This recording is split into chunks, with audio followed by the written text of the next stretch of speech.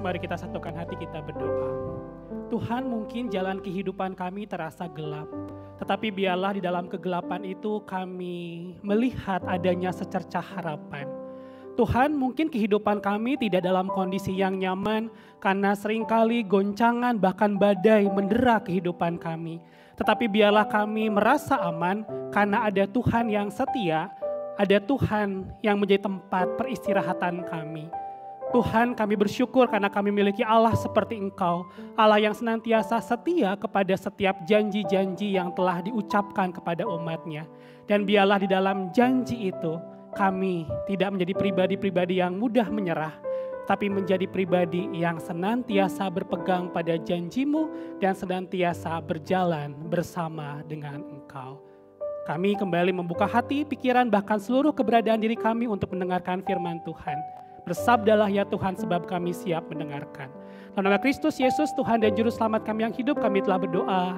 Amin. Silakan duduk, lifters. Selamat siang. Senang sekali kalau hari ini saya boleh berjumpa dengan lifter semuanya. Rasanya terakhir kali saya khotbah di sini itu kira-kira 1,5 tahun yang lalu. Dan syukur kepada Allah kalau hari ini kembali memiliki kesempatan untuk melayangkan firman Tuhan kepada lifter semuanya. Tema kita hari ini adalah Kaleb berpegang pada janji.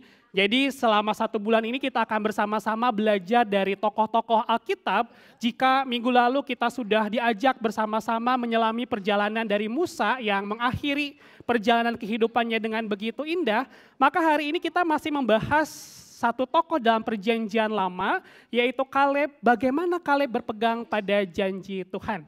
Oleh sebab itu saya mengajak lifter semuanya untuk kita bersama-sama membuka Alkitab kita dari Yosua pasalnya ke-14 ayatnya yang ke-6 hingga ke-15. Dari kitab Yosua pasal ke-14 ayatnya yang ke-6 hingga ke-15. Dan jika lifter sudah mendapatkannya, saya akan membacakannya bagi kita semuanya. Yosua pasal ke-14 ayatnya ke-6 hingga ke-15 berbunyi demikian. Bani Yehuda datang menghadap Yosua di Gilgal. Pada waktu itu berkatalah Kaleb bin Yefune, orang Kenas itu kepadanya. Engkau tahu firman yang diucapkan Tuhan kepada Musa, abdi Allah itu, tentang aku dan tentang engkau di Kades Barnea. Aku berumur 40 tahun ketika aku disuruh Musa, hamba Tuhan itu, dari Kades Barnea untuk mengintai negeri ini. Dan aku pulang membawa kabar kepadanya yang sejujur-jujurnya. Sedang saudara-saudaraku yang bersama-sama pergi ke sana dengan aku, membuat tawar hati bangsa itu, aku tetap mengikuti Tuhan Allahku dengan sepenuh hati. Pada waktu itu Musa bersumpah katanya, sesungguhnya tanah yang diinjak oleh kakimu itu akan menjadi milik pusakamu dan anak-anakmu sampai selama-lamanya, sebab engkau tetap mengikuti Tuhan Allahku dengan sepenuh hati. Jadi sekarang sesungguhnya Tuhan telah memelihara hidupku seperti yang dijanjikannya.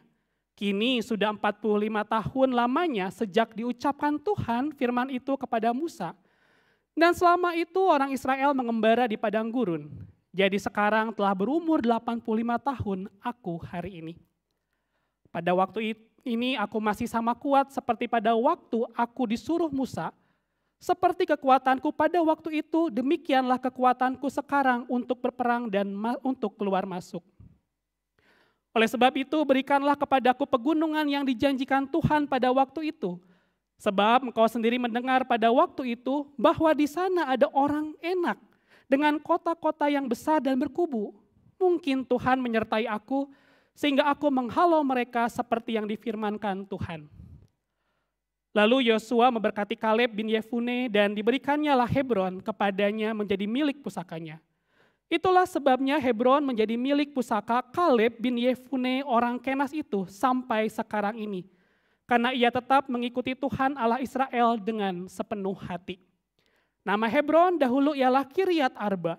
Arba ialah orang yang paling besar di antara orang enak. Dan amanlah negeri itu berhenti berperang. Sedemikian jauh pembacaan firman Tuhan kita pada hari ini, berbahagialah kita yang senantiasa rindu untuk membaca, merenungkan, terlebih melakukan firman Tuhan di dalam kehidupan kita sehari-hari.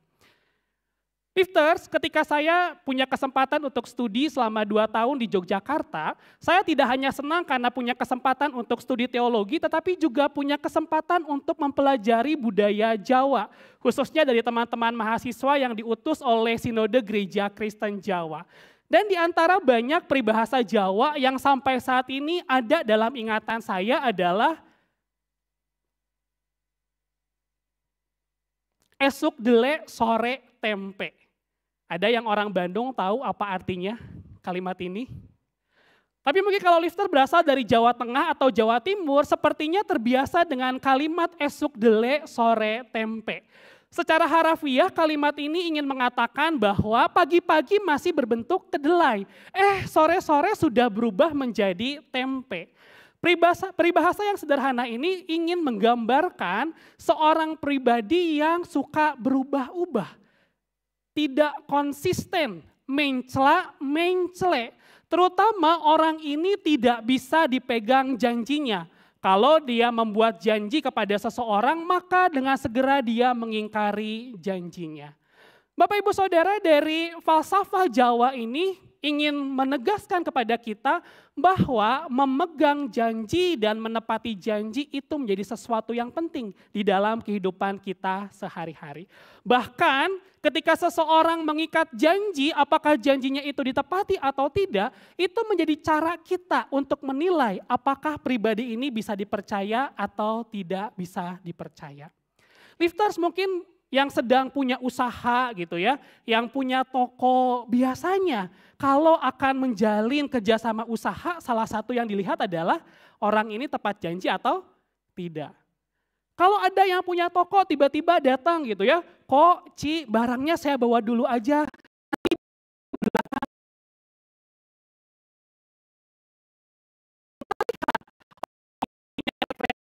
percaya atau enggak. Perempuan gitu ya,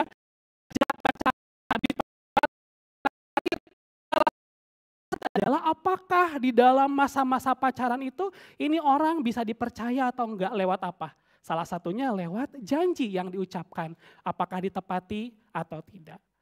Lifter, tentu kita sepakat bahwa janji itu menjadi sesuatu yang penting dalam kehidupan pribadi kita dan di dalam kehidupan sosial kita. Tetapi pada kenyataannya kita senantiasa diperhadapkan bahwa tidak semua orang yang mengatakan janji kepada kita itu menepati janjinya. Benar nggak, lifter sekalian? Ada kalanya kita dikecewakan karena orang yang kita percaya ternyata mengingkari janjinya. Gimana rasanya kalau janji yang sudah diucapkan kepada kita tidak ditepati? Kita jadi kecewa, kita jadi jengkel, kita jadi marah. Bahkan kita kehilangan kepercayaan kepada pribadi tersebut. Nah persoalannya lifters, ternyata ketika kita sedang menilai pribadi yang lain, kita menaruh kepercayaan kepada pribadi yang lain lewat janji yang diucapkan, lalu kita hidup di dalam pengalaman pernah dikecewakan karena janji-janji yang diucapkan itu tidak ditepati. Maka ketika kita berbicara tema pada hari ini mengenai Kaleb berpegang kepada janji, lalu kita meyakini ada janji Tuhan dalam kehidupan kita, lalu kita menyampaikan doa-doa kita, permintaan kita kepada Tuhan. Dan ternyata Tuhan tidak segera menjawab doa-doa kita, biasanya kita langsung memproyeksikan pengalaman kekecewaan kita kepada manusia, dilekatkan kepada Allah. Seolah-olah Allah menjadi pribadi yang sama seperti manusia. Seolah-olah kita berkata bahwa Allah tidak pernah menepati janji yang Dia ucapkan kepadaku. Seolah-olah Allah menolak setiap apapun yang kita sampaikan kepada Allah lalu mempertanyakan, mana Allah yang berjanji kepada kita? Toh sampai sekarang aku tidak pernah menerima janji itu. Tentu lifters, bahwa Allah tidak sama dengan manusia yang bisa mengingkari janjinya begitu saja. Bahkan dalam Bilangan pasal 23 ayat 19 dengan jelas mengatakan bahwa Allah tidak sama dengan manusia.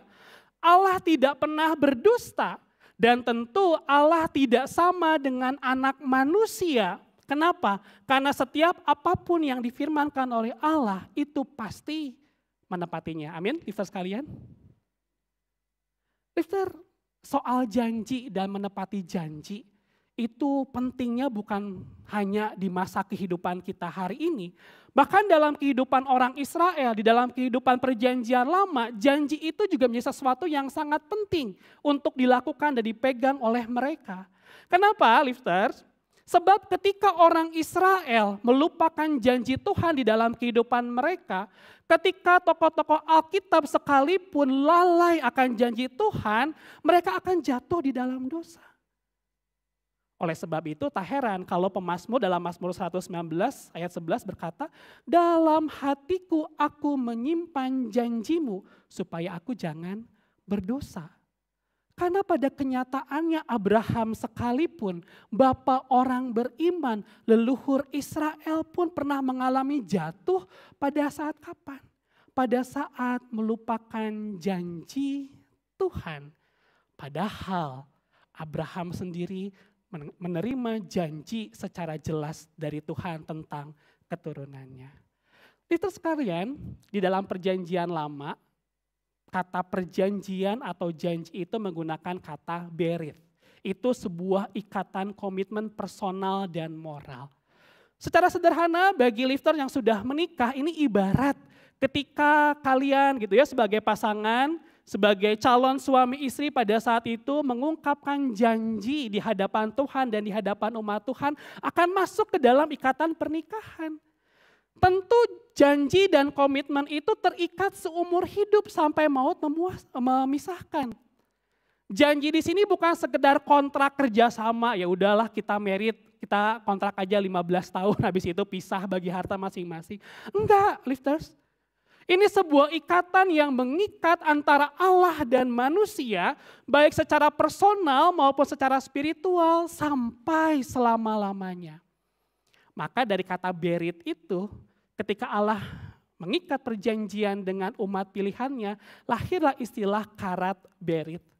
Secara sederhana karat berit itu memotong perjanjian. Kalau lifters masih ingat dengan peristiwa dalam Kejadian pasal 15 ketika Allah mengikat perjanjian dengan Abraham. Apa yang Allah lakukan? Allah meminta Abraham untuk memotong lembu, memotong domba, dan memotong burung. Lalu pada keesokan harinya Abraham melihat ada cahaya seperti obor berjalan di tengah potongan-potongan hewan. Itulah karat berit. Itu sebuah tradisi sakral yang ingin menjelaskan bahwa kalau aku yang berinisiatif mengikat perjanjian dengan engkau melanggarnya, maka nasibku sama seperti hewan ini. Ada darah yang tercurah, ada tubuh yang terpecah. Maka perjanjian itu dilakukan oleh siapa? Oleh Allah sendiri, lifters. Karena kalau kita membaca dalam Kejadian pasal 15 itu, tidak pernah diceritakan bahwa Abraham pun turut bersama-sama berjalan dengan Allah melewati potongan-potongan hewan itu. Ini ingin menunjukkan betapa seriusnya janji yang diucapkan oleh Allah kepada umatnya. Bahwa sekali-kali Allah tidak pernah melanggar apa yang diucapkan.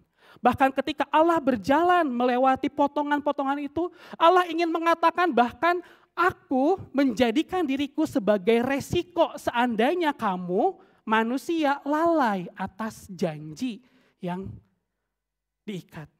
Dan aku tidak akan pernah sekali-kali melanggar janji itu. Tetapi listener, meskipun Allah punya inisiatif dalam mengikat perjanjian dengan manusia, bukan berarti kitanya cuma diem-diem aja. Bukan berarti kita nggak punya peran di situ. Kenapa?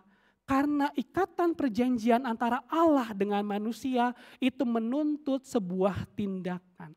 Ada karya, ada pekerjaan yang harus dilakukan oleh umat pilihannya.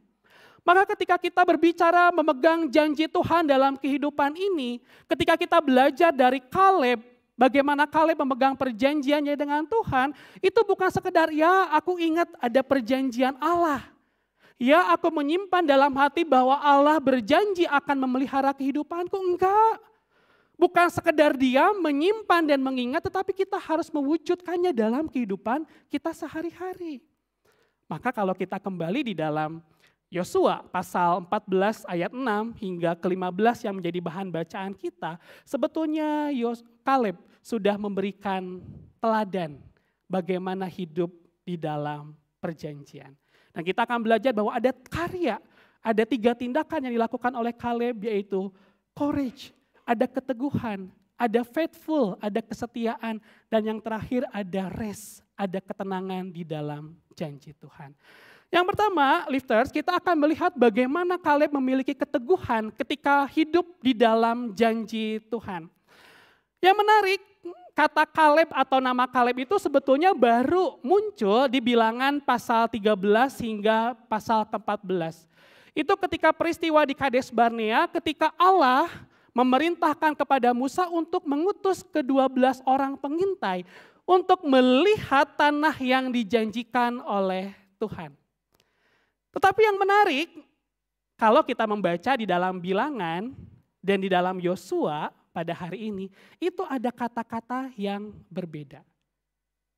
Di dalam Bilangan hanya disebutkan Kaleb bin Yefune. Tetapi di bagian ini nama Kaleb ditambahkan keterangan Kaleb bin Yefune orang Kenas itu.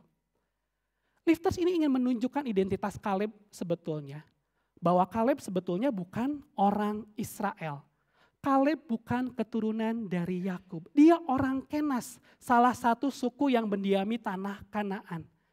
Tetapi karena imannya kepada Allah, ia ikut bersama-sama dengan rombongan Israel keluar dari Mesir menuju tanah Kanaan. Kaleb diadopsi menjadi bagian orang Yehuda. Ini ingin menunjukkan bahwa penulis kitab Yosua itu memiliki sebuah ide teologis. Bahwa karya keselamatan yang didatangkan oleh Allah itu tidak hanya bagi orang Israel. Tetapi karya penyelamatan Allah yang digenapi dalam Kristus Yesus itu bagi semua orang. Termasuk kita yang hadir dalam kebaktian pada hari ini. Dan yang kedua yang menarik justru di dalam kesetiaan kepada Allah itulah Kaleb yang bukan orang Israel. Yang bukan keturunan Abraham, Ishak dan Yakub yang dijadikan sebagai role model, dijadikan sebagai teladan kepada orang-orang yang pertama menerima perjanjian itu. Dan keteguhan itu diwujudkan dengan cara apa? Kaleb di dalam peristiwa di Kades Barnea ketika 12 orang yang selama 40 hari mengintai keadaan di tanah perjanjian kembali, mayoritas berkata bahwa tempat itu iya memang bagus, tempat itu berlimpah susu dan madu, tapi jangan lupa di sana ada tantangan. Di sana ada raksasa-raksasa yang siap melumat. Di sana ada benteng-benteng yang tebal yang tidak mungkin bisa ditembus. Ketika 10 orang lainnya lemah ketika melihat tantangan di depan mata, Kaleb justru memilih jalan yang berbeda. Kaleb memilih iman yang berbeda dari kebanyakan orang pada saat itu. Ketika orang-orang banyak berkata, sudahlah lebih baik kita mati di sini saja atau lebih baik kita kembali ke Mesir. Menikmati apa yang ada di Mesir, bahkan kalau bisa kita mati di Mesir. Kaleb menolak kenyamanan semu di dalam kehidupannya. Ketika Kaleb berani melawan arus, Kaleb terancam. Orang-orang banyak siap merajamnya.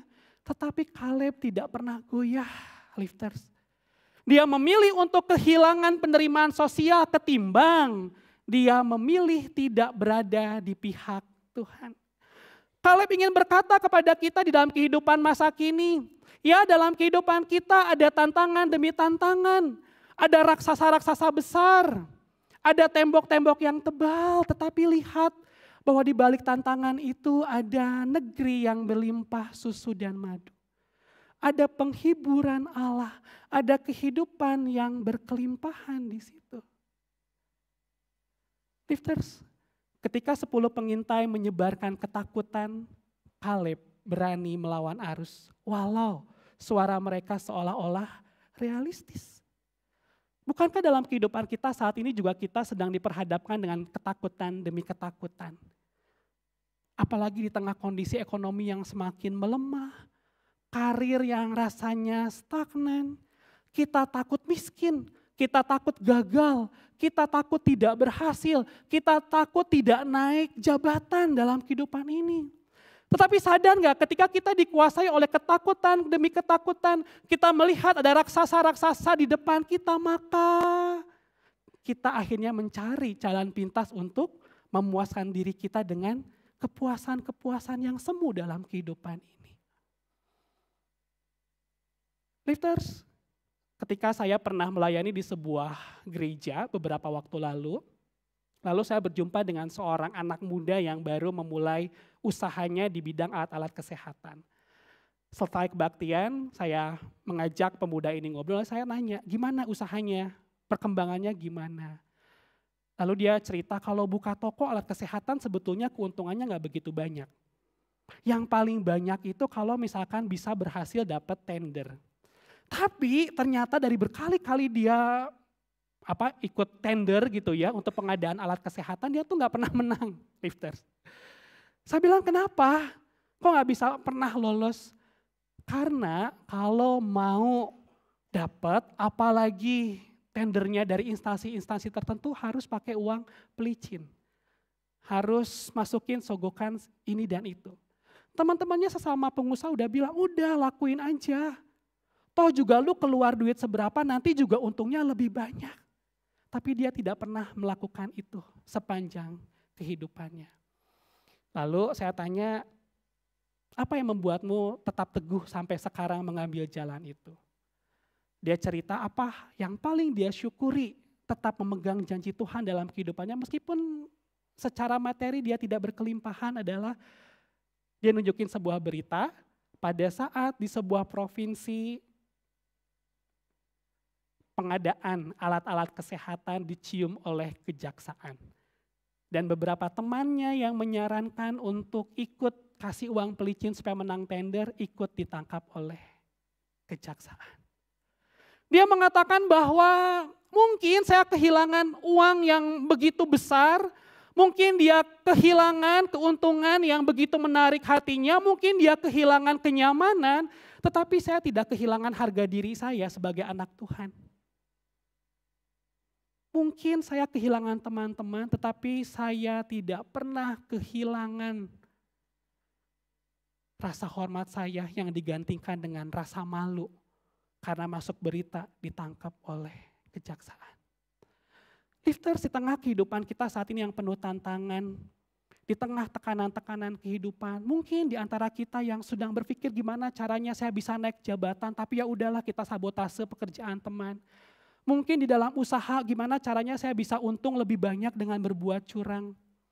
Mungkin mahasiswa yang hadir di sini pusing nih skripsi gimana caranya saya pakai joki skripsi gitu ya. Jangan pernah mencari kenyamanan-kenyamanan semu yang justru membawa kita semakin ada dalam situasi yang tidak nyaman seperti perbudakan di Mesir.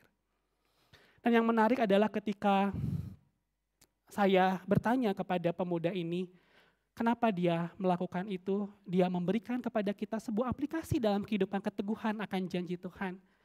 Dalam kehidupan masa kini, kita diajak untuk menolak berkompromi ketika banyak orang seolah-olah membenarkan dosa. Gak apa-apa nyuap, gak apa-apa curang, gak apa-apa sikut kanan kiri, toh semua orang juga melakukannya. Dan yang terpenting adalah kita berani berkata tidak pada sistem yang curang meskipun tampak menguntungkan. Lifters, mungkin kehidupan kita terasa susah. Mungkin apa yang kita terima hari lepas hari tidak sebanyak yang kita inginkan. Tetapi kita mesti percaya bahwa pemeliharaan Tuhan senantiasa ada dalam kehidupan kita. Mazmur pasal 37 ayat 25 mengatakan begini, dahulu aku muda, sekarang telah menjadi tua, tetapi tidak pernah kulihat orang benar ditinggalkan atau anak cucunya meminta-minta roti. Amin, lifters sekalian. Mungkin di depan mata ada kenyamanan-kenyamanan. Mungkin di depan mata ada hal-hal yang menyenangkan mata kita. Mungkin di depan mata ada hal-hal yang rasanya, oh kalau saya bisa meraupnya dengan begitu besar, kehidupan kita menjadi aman. Ingat firman Tuhan ini, sekecil apapun yang kita terima, Tuhan tidak pernah meninggalkan kita, tidak pernah membuat kita sampai meminta-minta roti. Dan keteguhan Kaleb itu bukan karena nekat, tetapi lahir dari iman yang berakar dari relasinya dengan Tuhan. Yang kedua, lifters, kita diajak untuk melihat bagaimana kesetiaan Kaleb menantikan janji Tuhan. Apakah di antara lifters sekalian ada yang sedang menantikan janji Tuhan? Yang ngangguk-ngangguk sudah berapa lama kira-kira menantikan janji Tuhan dan seolah-olah Tuhan tidak menjawab janji itu. Lifters, di antara kisah mengenai Musa dan Yosua, menurut saya Kaleb itu menjadi pribadi yang unik. Kenapa? Karena ketika dia menantikan janji Tuhan itu, ketika Tuhan berkata kepada Musa bahwa Kaleb akan mendapatkan tanah, itu bukan sehari 2 hari. Bukan sebulan 2 bulan, tetapi 45 tahun dia menantikan janji itu. Apakah Kaleb menyerah? Apakah Kaleb akhirnya tidak menjadi setia kepada Tuhan? Ternyata tidak. Sebab kalau kita lihat, lifters, nama Kaleb itu artinya adalah, baca bareng-bareng, anjing. Kita kalau disebut anjing marah betul ya. Udah dikasih nama bagus-bagus dipanggil anjing kita marah. Tapi ternyata Kaleb itu aslinya namanya adalah anjing justru. Tetapi jangan membayangkan ketika penulis kitab Yosua itu menggambarkan Kaleb itu sebagai sesuatu yang najis. Sesuatu yang jelek. Karena dari kata kal itu artinya seluruh dan kata lef itu hati. Ini ingin menggambarkan bahwa Kaleb adalah orang yang ketika melakukan sesuatu bagi Tuhan dia menggunakan seluruh hatinya. Untuk menggambarkan ketika dia hidup dalam janji Tuhan dia percaya dengan sepenuh hati. Dan tentu kita tahu bahwa anjing adalah hewan yang setia kepada tuannya. Jadi penulis kitab Yosua pun ingin memberikan kode kepada kita di nama Kaleb bahwa dia adalah sungguh-sungguh pribadi yang setia mengiring Tuhan. Di dalam penantian selama 45 tahun di padang gurun, sebetulnya apa sih yang membuat kita mudah kecewa? Apa sih yang membuat kita mudah undur di dalam menantikan janji Tuhan? Lifters, ternyata di dalam penantian kita menantikan janji Tuhan seringkali yang membuat kita undur, membuat kita kehilangan harapan itu bukan karena seberapa lama kita menanti. Atau di dalam penantian itu seberapa besar cobaan-cobaan yang kita terima dalam kehidupan ini. Tetapi perasaan bosan ketika kita menantikan Tuhan. Perasaan bosan itu membuat kita kehilangan sukacita. Perasaan bosan itu membuat kita menjadi menyerah. Perasaan bosan itu membuat kita curiga kepada Allah apakah Allah sungguh-sungguh baik dalam kehidupan kita. Maka bagaimana kita menghidupi kesetiaan di tengah kebosanan kita menantikan janji Tuhan, kita diajak untuk mengubah perspektif kita. Bahwa melihat janji Tuhan, percaya kepada janji Tuhan itu bukan dorongan emosi sesaat. Tetapi menjadi sebuah gaya hidup di dalam kehidupan kita sehari-hari.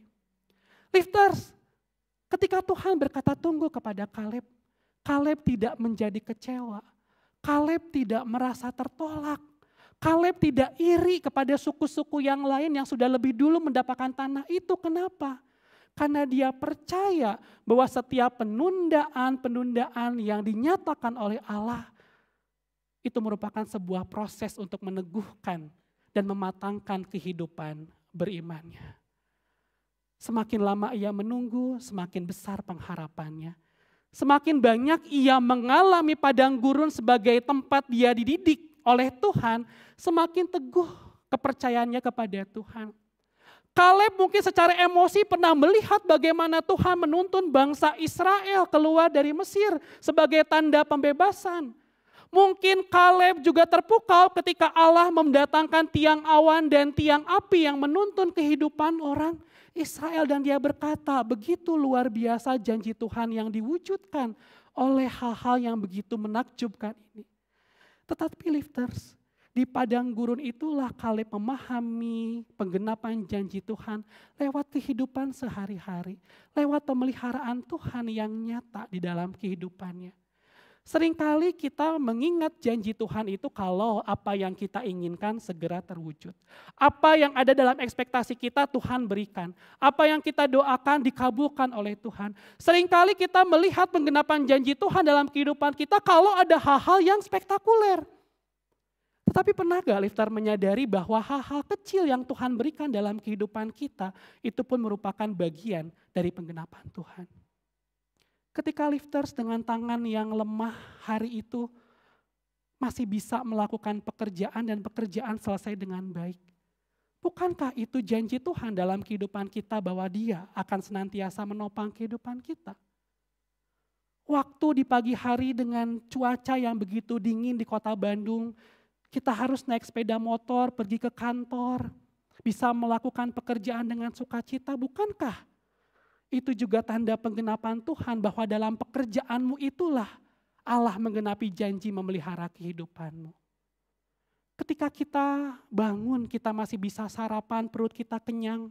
Bukankah itu juga penggenapan janji Tuhan bahwa Tuhan tidak pernah membuat kita kekurangan.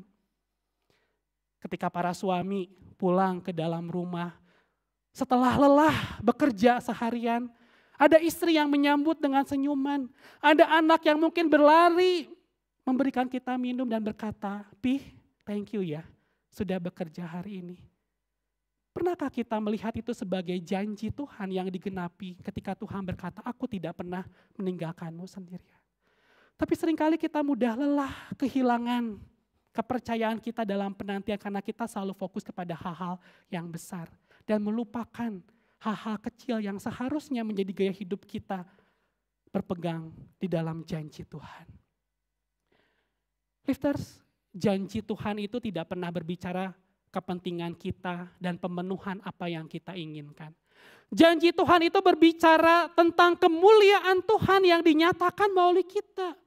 Kalau pada suatu saat nanti apa yang kita doakan, apa yang kita minta kepada Tuhan terwujud, jangan merasa bahwa itu bagian kita dan itu haknya kita. Tetapi Allah ingin menggunakan kita untuk menyatakan kemuliaannya. Maka kalau sepanjang waktu ini, ketika tahun-tahun berlalu, lalu kita merasa bahwa Tuhan belum menuntun saya masuk ke dalam tanah yang dijanjikan. Tuhan belum menggenapi perjanjiannya. Ini saatnya buat kita untuk mencoba merefleksikan kembali dan merenungkan kembali. Mungkin kita belum siap menerima janji itu. Mungkin kita belum siap menjadi alat di tangan Tuhan untuk menyatakan kemuliaan Tuhan. Janji Tuhan tidak berbicara tentang pemenuhan kepentingan dan keinginan diri, tetapi kemuliaan Allah yang dinyatakan dalam kehidupan kita. Dan yang terakhir, lifters, setelah punya keteguhan, di tengah rasa kebosanan menantikan janji Tuhan, kita tetap setia, kita diajak untuk mengalami rest, mengalami istirahat dan ketenangan di dalam janji Tuhan. Lifters, kalau kita membaca bagian ini gitu ya, ketika pada akhirnya Yosua memberikan tanah itu di Hebron. Yosua 14 ayat 15 menurut saya menutup satu kalimat yang begitu indah. Nama Hebron dahulu ialah Kiryat Arba. Arba ialah orang yang paling besar, artinya raksasa, dari antara semua raksasa. Di antara orang enak. Ditutup dengan kata, dan amanlah negeri itu berhenti berperang. Jadi ketika akhirnya Kaleb mendapatkan Hebron, dia tidak selesai dari tantangannya. Hambatan tetap ada. Ada apa? Ada raksasa yang masih ada dan harus dikalahkan. Kaleb mungkin sudah melihat itu pegunungan yang diberikan kepadaku 45 tahun yang lalu. Di sana ada kemuliaan Tuhan, di sana ada kehidupan yang berkelimpahan. Tapi Tuhan, saya menghadapi lagi tantangan sebelum menginjakkan kaki dan mendapatkan kedamaian itu. Lifters, ketika kita melihat tanah perjanjian kita masing-masing, seringkali kita diperhadapkan dengan Kiryat Arba. Kita diperhadapkan dengan orang-orang enak yang besar-besar itu. Mungkin hambatan-hambatan itu bukan raksasa dalam arti sesungguhnya yang bisa melumat kita. Tetapi apa yang menjadi orang enak kita saat ini? Kita takut gagal. Kita takut terluka. kita takut dipermalukan, kita takut kecewa, bahkan kita ragu kepada Tuhan. Maka ketika rasa takut itu kegagalan-kegagalan, rasa terluka, kekecewaan, rasa malu yang harus ditanggung, membuat akhirnya apa yang kita lakukan? Kita mencoba berusaha dengan tenaga kita sendiri. Kita berusaha mengontrol segala sesuatu. Kita menggunakan tangan kita sendiri dan pada akhirnya kita lelah. Kita lelah berjuang keras untuk menggapai impian kita. Kita lelah mengejar angan-angan kita dalam kehidupan ini. Dan seringkali ketika kita berhadapan dengan rasa-rasa takut itu, kita lupa beristirahat di dalam janji Tuhan.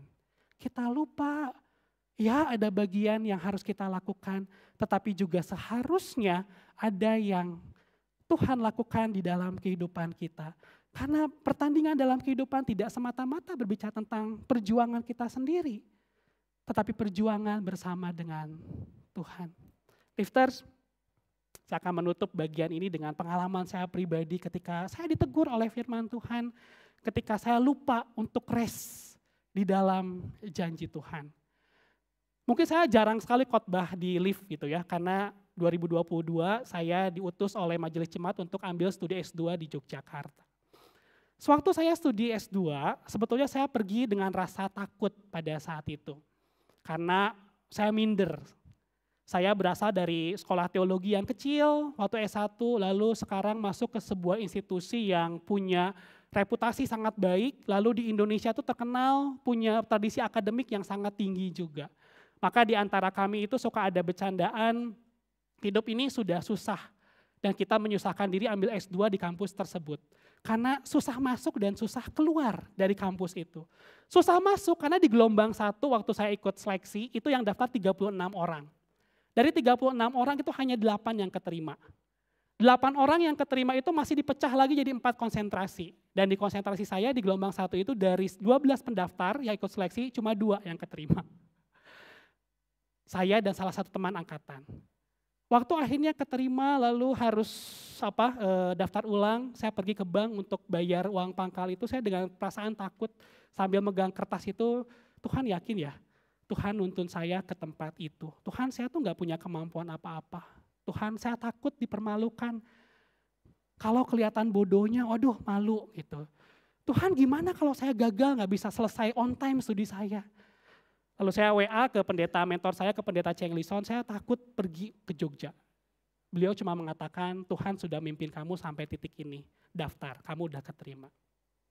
Ketika akan berangkat di satu subuh bersama dengan istri ke Jogja, di pagi itu saya buka firman Tuhan gitu ya, lalu saya dapat ayat Ulangan 3 ayat 16, kuatkan dan teguhkanlah hatimu, jangan takut. Dan jangan gemetar karena mereka, sebab Tuhan Allahmu dialah yang berjalan menyertai engkau. Ia tidak akan membiarkan engkau dan tidak akan meninggalkan engkau.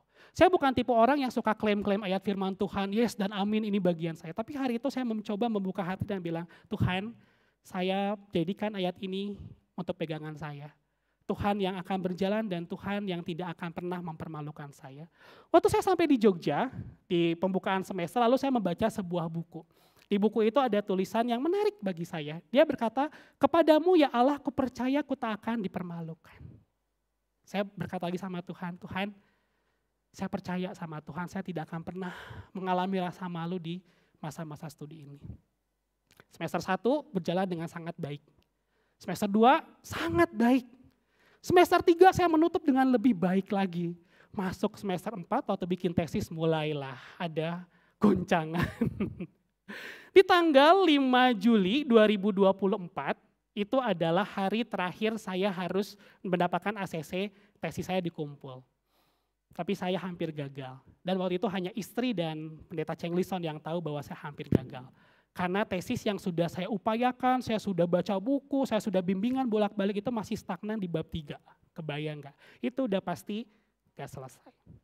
Saya sudah telepon ke pendeta Cheng Lison, saya bilang, Muse, puhau ise, saya kayaknya gak akan bisa selesai.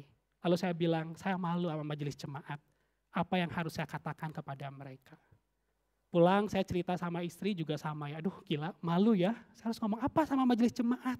Udah dibiayain studi, gak selesai tepat waktu pula dalam studi itu. Pada saat bimbingan di hari yang sama saya sudah menyerah, saya sudah bilang ke pendeta Cheng Wilson, saya nggak mungkin bisa selesai tepat waktu. Mungkin saya harus balik ke Bandung, kerja tesis sambil pelayanan di GKI Anugerah lagi. Tapi pembimbing saya waktu itu mengatakan, udah Tuhan sudah menuntunmu sejauh ini dan saya percaya kamu bisa melakukan itu. Tapi ini enggak masuk akal Pak. Bab 3, Senin udah harus kumpul draftnya. Udah apa-apa, nanti saya ngobrol dulu sama pembimbing yang lain. Jadi pembimbingnya ada 2 gitu ya. Saya pulang, saya cerita sama istri dengan rasa takut gitu. Aduh, Tuhan tuh nggak nolong saya. 5 bulan saya ngurangin tidur sampai pernah gemeteran karena begadang terus tapi kelebihan minum kafein gitu ya. Pernah juga ngalami seperti itu. Dan ini mungkin kita saatnya mengalami kegagalan dan rasa malu itu. Malamnya pembimbing yang pertama itu telepon, Yogi besok hari Sabtu libur tapi kamu datang ke kampus ya, kita bicara soal tesismu. Saya datang bicara, terus saya bilang ini entah kenapa teori yang saya pakai itu nggak cocok sama yang akan saya kerjakan, jadi nggak bisa selesai. Tapi lagi-lagi dosen saya bilang, saya percaya sama kamu. Tuhan sudah menuntunmu sejauh ini, kamu kerjakan. Saya kasih kamu waktu 10 hari untuk menyelesaikannya. Di satu sisi lega, tapi di satu sisi nggak mungkin menyelesaikan 6 bab tesis saya hanya 10 hari. Saya cuma doa sama Tuhan, tolong saya punya waktu 10 hari. Tuhan yang sudah membawa saya ke Jogja, nah saya yakin Tuhan yang akan membawa saya pulang ke GKI Anugerah tanpa rasa malu. Saya pulang, istri sudah menangis di pojokan. Waktu itu dia sudah gemeteran juga, dia bilang gimana kok malu kita harus ngomong apa sama majelis jemaat. Saya bilang gak apa-apa, kita waktu 10 hari. Tapi pulang, saya bilang sama istri, saya gak mau pegang tesis saya. Hari ini kita jalan-jalan, kita makan enak, kita main. Aneh ya, udah tahu cuma 10 hari malah jalan-jalan. Tapi saya lakukan jalan-jalan itu. Saya menikmati quality time dengan istri yang sudah hilang selama 5 bulan karena tesis. Saya cari kafe yang nyaman, lalu saya pergi ke sebuah tempat ziarahnya orang Katolik. Di sana ada sebuah salib besar, lalu saya berdoa sama Tuhan, Tuhan kenapa Tuhan gak menolong saya sampai saya harus menanggung malu. Tapi seolah-olah Tuhan berkata, kamu menyusahkan dirimu sendiri. Sebelum engkau pergi, engkau berkata, percaya kepadaku yang menuntunmu. Tetapi tanganmu yang mudah lelah itu berusaha menggenggam semuanya sendirian. Pandang kepada tanganku yang terluka ini. Tangan yang terluka yang tidak pernah melepaskan tanganmu. Bukan aku yang gak menolongmu, tetapi kamu yang lupa beristirahat dan menikmati ketenangan di dalam janji Tuhan. Saya pulang, besoknya setelah kebaktian, saya mulai kerja tesis. Jam 2 siang, saya baca lagi buku. Awalnya buku-buku yang saya baca kok rasanya gak berguna apapun, ternyata dapat sesuatu. Oh ini teorinya. Dan ternyata bab 2 saya salah, jadi harus ngulang dari bab 2. Tinggal nyisa 9 hari. Tapi saya bilang Tuhan memang gak logis, tapi saya mau pegang janji Tuhan. Jam 2 siang saya kerja, jam 10 bab 2 saya selesai di hari yang sama. Paginya saya kerjakan lagi bab 3 dari mulai jam 8 pagi, jam 1 siang selesai bab 3 saya. Saya kirim ke dosen pembimbing di ACC, dibalas lewat email, lanjut. Malamnya di hari Senin itu saya kerja lagi. Kerjain bab 4 saya, bab 4 selesai. Saya kirim ke dosen, subuhnya udah dibalas ACC maju. Hari Rabu saya bikin bab 5, bab 6 karena jauh lebih mudah. Saya kirim hari itu di ACC, hari Kamis saya datang ke dosen pembimbing di ACC dan saya kumpul draft tesis. Bapak Ibu, 5 bulan saya bersusah payah, tesis saya selesai hanya 5 hari. Karena apa? Karena Tuhan. Sampai akhirnya apa yang saya khawatirkan tidak terjadi. Saya tidak dipermalukan dan saya dengan bangga gitu ya boleh pulang ke GKI Anugerah menjalani proses kependetaan yang masih berlangsung hingga saat ini. Seringkali kita lupa dengan rest. Rest bukan artinya kita berhenti bekerja, bukan artinya kita berhenti melakukan apa yang jadi tanggung jawab kita. Tetapi berhenti dari rasa gelisah. Rasa gelisah takut gagal, rasa gelisah takut dipermalukan, rasa gelisah tidak berhasil. Kenapa? Karena kita percaya Tuhan yang senantiasa bekerja di dalam kehidupan kita. Tanah perjanjian kita saat ini bukan bicara tentang letak geografis, bukan tentang letak tanah di mana kita punya. Tetapi karena ada hati kita yang percaya kepada Tuhan yang hidup dalam kita. Dan rest kita yang sesungguhnya sebetulnya sudah digenapi ketika Kristus naik atas kayu salib, merentangkan kedua tangannya dan berkata, tangan manusia mudah lelah kalau kamu berupaya menggenggam sesuatu dengan tanganmu sendiri. Tetapi tanganku tidak akan pernah kalah untuk membawa kita dari lembah kekelaman menuju kemenangan. Amin, lifter sekalian. Mari kita kembali menyanyikan pujian yang tadi. Di tengah kehidupan kita yang mungkin sulit, banyak gelombang membuat kita menyerah. Kita diajak untuk berpegang kepada janji Tuhan yang senantiasa setia dalam kehidupan kita. Mari kita pakai momen ini untuk rest, untuk merasa tenang. Di tengah pergumulan kehidupan kita, kita sudah bersusah payah. Kini saatnya kita berkata, Tuhan, aku mau hidup di dalam janji Tuhan. Aku mau rest, aku mau tenang. Karena Tuhan juga turut bekerja di dalam kehidupan kita.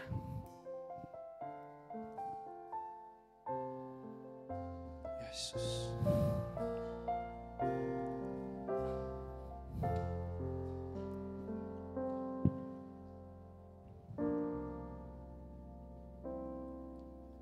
Tuhan tak pernah janji langit selalu biru, tetapi Dia berjanji selalu menyertai.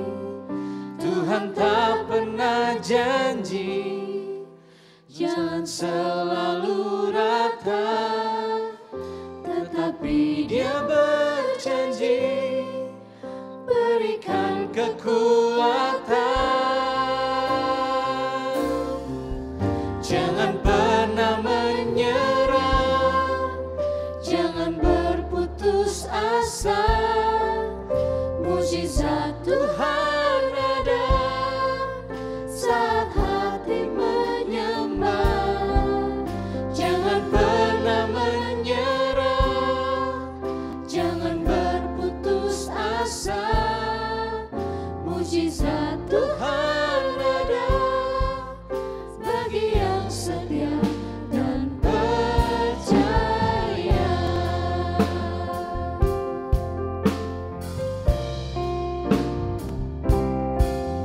Jangan pernah menyerah, jangan berputus asa. Mujizat Tuhan ada saat hati menyembah. Jangan pernah menyerah, jangan berputus asa. Mujizat Tuhan ada bagi yang setia dan percaya. Ya Tuhan, ampuni kami kalau kami cepat menyerah.